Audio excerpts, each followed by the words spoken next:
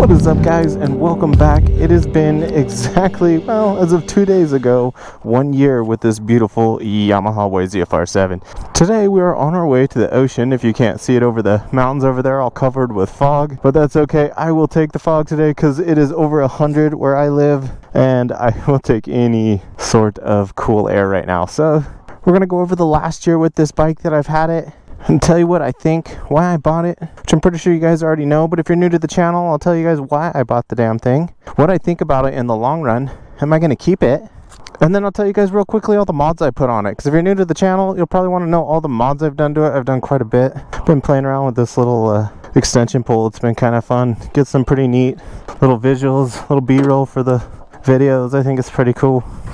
Let's get out and ride.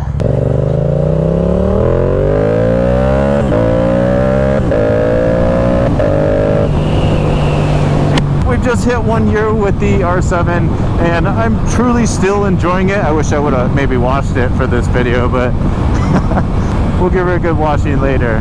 So if you guys don't know, the Yamaha R7 is sort of put where the R6 is in the Yamaha lineup for super sports, and we know it's not the R6. It's definitely nowhere near as fast as the R6. Over the year, I've kind of really gotten to the point where I'm good with the power of it. Like, I just recently bought the Aprilia 660, the Tuono version of it, and that has like 30 more horsepower, a little bit more torque than this bike. So it's nice to have a little bit more power again. But reverting back to why I bought this bike was because before this I had the 2018 Kawasaki Ninja 636. That's a fast freaking motorcycle, guys. That is a race bike. This is nowhere near that speed. If you don't know by now, I'm sure you do. It's been out for a year now, and that's what people have been just jaw-jacking all about this bike, how it's not fast enough. I disagree. I think it's more than fast enough for the street. Depending on the riding you do. I mean, if you're a straight line guy who just twists the throttle to go really fast in a straight line, no, this isn't really that fast of a motorcycle.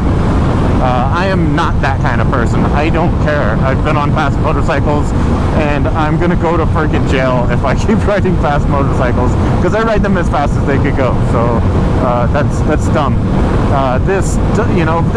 The way the power is set up, it's all down low. It's really fun to use. It gets you up to that roughly 100-ish miles per hour, pretty good. And then after that, it kind of peters out, and it just kind of is. It's just adequate at that point. It's not amazing after that. It'll take you quite a while to get to that 130, 140-ish mark.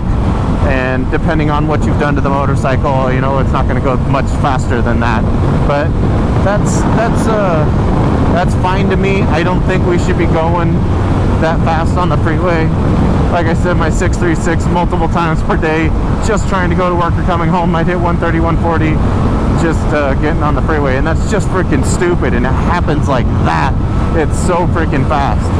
This bike, you get to enjoy ripping through all the gears and listening to this beautiful 270 cranked parallel twin. It has a fantastic sound, guys. You'll enjoy the hell out of it. With an exhaust system, of course. When it was stock, it had like no sound. There's no intake sound, there's no exhaust sound. It's very strange to ride this bike without an exhaust system, and one of the best upgrades you can put on the bike for sure. But for having it for a year now, I'm truly enjoying it. Let's see where we are for miles. I haven't rode it as much as I had expected I would. Yeah, so I'm at 5,952 is where we're at for miles. So I put just under 6,000 miles on it in this year, which normally I put way more miles on a motorcycle than that. But like I said, I had the Aprilia this year. I do still have the 250L that I occasionally ride, and the little Grom sometimes gets a little bit of love too. So I normally would have put a lot more miles. I think just this year I put already almost 3,000 miles on the Aprilia, so that's probably 3,000 miles that would have been on this motorcycle. So I've been fairly nice to it, is what I'm trying to say, throughout the year. I've gone through one rear. I definitely need the front. The front is really bad. I need to go ahead and fix I believe my rebound is what's wrong with my bike, of why I'm getting the cupping in the tire. So before I get that front, I will do another video on taking the front off, and I will show you guys what I'm going to do with my rebound, because I've already kind of thought it through on what I want to do to the bike. So I will do a piece of that as well, so you guys can see if you're having the same issue with cupping. Maybe you can start here where I'm going to start. I'm not going to go with the whole out complete like suspension tune. I've been watching a lot of the Dave Moss and a lot of different videos out there on tuning the suspension, and I'm not ready to go all in. I did do his little sample test where you push on the front fork and the seat at the same time to see if the bike comes up together, and my bike does not do that. The rear comes up pretty nicely. The front actually unloads the suspension, which is how I really identify that it's the rebound that is definitely wrong with this motorcycle, at least my bike and my forks. So that's the adjustment I will be doing very shortly with the tire replacement. So if you're interested in that, subscribe to the channel, and I'll put that video out here soon, because we are getting close to that front tire. But like I said, it's been a year. I freaking love it. I couldn't tell you more to buy this motorcycle if this is the bike you like. Whether you think it's beginner or not, it's a great motorcycle. So you guys will enjoy the hell out of it. I know I have. I definitely don't plan on getting rid of it. I know my last week's video was on the upcoming possibility of that Yamaha YZF-R 9. And as much as I do want that motorcycle, I couldn't see myself getting rid of this.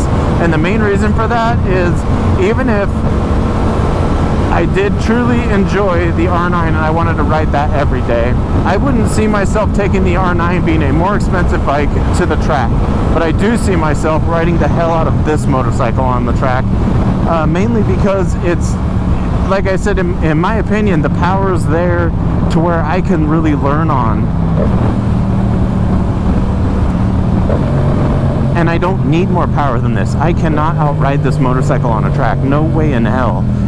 There is plenty of room for me to grow in this bike as I ride it on a track. Oh. Huh. Interesting.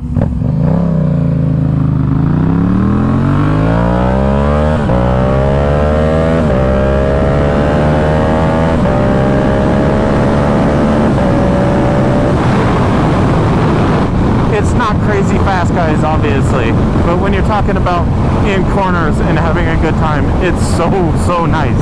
It is such a good bike for playing on back roads, and of course some track day adventures. So I don't see myself getting rid of this bad boy. I truly love it. It's been freaking fantastic for me throughout this last year. And if you're new to the channel, I'll go ahead and quickly run through all of the upgrades or modifications I've done to this bike so far. Just in case you're interested in doing them, I made videos on all of them, so if you want to do it yourself, you have a video showing you how to do so. So the first would be, I have all the maintenance videos for like replacing tires, chain adjustments, and changing the oil. And then for the modifications, I've done the full Yoshimura exhaust here. I've done the DNA air intake. I also have on the way the DNA stage 2 air intake coming, as well as the cleaning kit.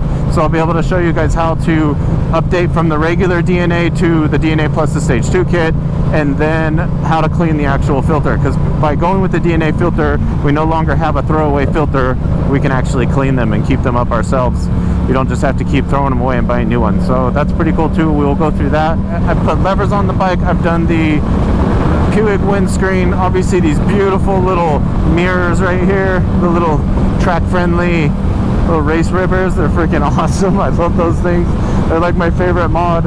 I just did the Attack Performance rear sets. Absolutely loving them now that I got them set up. It took me a couple days to figure out how I wanted them. I finally got them there, but then I forgot to adjust the shifter, so now I need to go fix the damn shifter. But it's a little too high right now, but they're finally set up. I like them a lot. They're freaking awesome. Stomp grip, tank grips, always love these. Pain in the ass to get them set up perfectly. As long as you take the time and you do it right, they work perfect and feel perfect. Some swing arm spools are a must.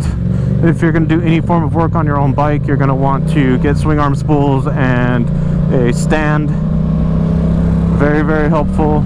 For frame protection, I did go with these frame sliders. I still want to do the engine case covers and the front and rear wheel sliders as well. I'll probably be doing those in the future here soon. Of course, the TSC Industries lights. These things are beautiful. They're a must-have. And then also from TSC Industries, I went with their low mount license plate with the license plate light, which came out really freaking nice. And then I did go with these integrated turn signals right here for the rear.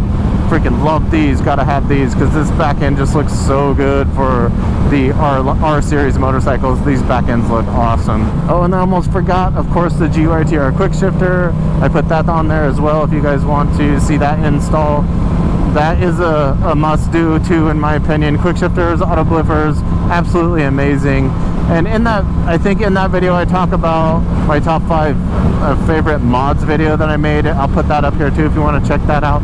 But that video was basically, I talked about, you know, you should get a quick shifter auto blipper, maybe not the GYTR quick shifter. And what I wasn't thinking about was this is not a drive-by-wire motorcycle. It has physical wires moving the throttle body. So the problem with that is getting that bike to actually quick shift and auto blip. Oh, it's a freaking sick ass little car.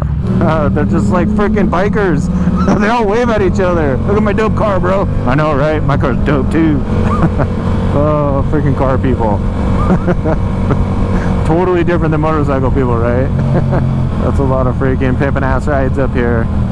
So as for the quick shifter auto blipper, the way the quick shifter works is it electronically shuts the engine down for just a slight second so that your transmission movement can match up to your engine movement and allow you to shift that gear without grinding gears. So that's pretty much how the upshift works.